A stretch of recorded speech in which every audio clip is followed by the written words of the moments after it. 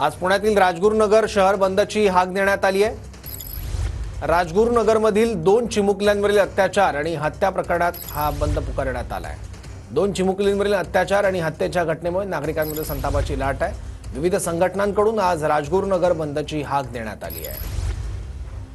याबद्दल आणखी माहिती घेत आपले प्रतिनिधी सुनील थिगेंकडून। सुनील,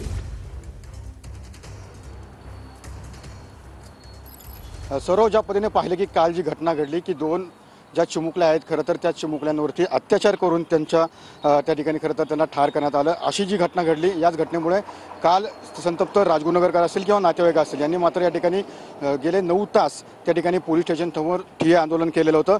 एकंदरीत आरोपीला फाशीची शिक्षा द्या आणि कुटुंबाला आर्थिक मदत द्या, याच मागणीसाठी खरं तर काल जे आंदोलन आहे ते करण्यात आलं होतं।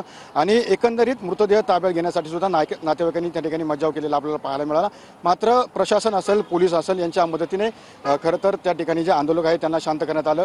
त्यानंतर मृतदेह ताब्यात देण्यात आले। मात्र एकंदरीत याच घटनेच्या निषेधार्थ संपूर्ण राजगुरुनगर शहर सध्या आज बंदची हाक पुकारण्यात आलेला आहे।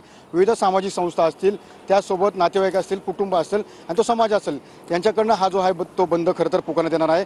काही वेळानंतरच या ठिकाणी विविध संघटनांचे पदाधिकारी असतील, कार्यकर्ते असतील, या ठिकाणी जमा होतील आणि त्या ठिकाणी निषेध व्यक्त केला जाणार असल्याची माहिती या ठिकाणी संघटनांनी दिलेली आहे। मात्र पुणे जिल्ह्यातील राजगुरुनगर शहरामध्ये ज्या पद्धतीने ही 2 मुलींवरती ज्या पद्धतीने प्रसंग ओढवला, हा प्रसंग ओढवल्यानंतर खरं तर राजगुरू शहर बंदची हाक खरं तर आज देण्यात आलेला आहे। आणि याचमुळे राजगुरू शहरातील जे व्यवहार आहेत ते आज मात्र पूर्णतः बंद असल्याचं आपल्याला पाहायला मिळणार आहे। सौरभ, ठीक आहे सुनील, धन्यवाद या माहितीबद्दल।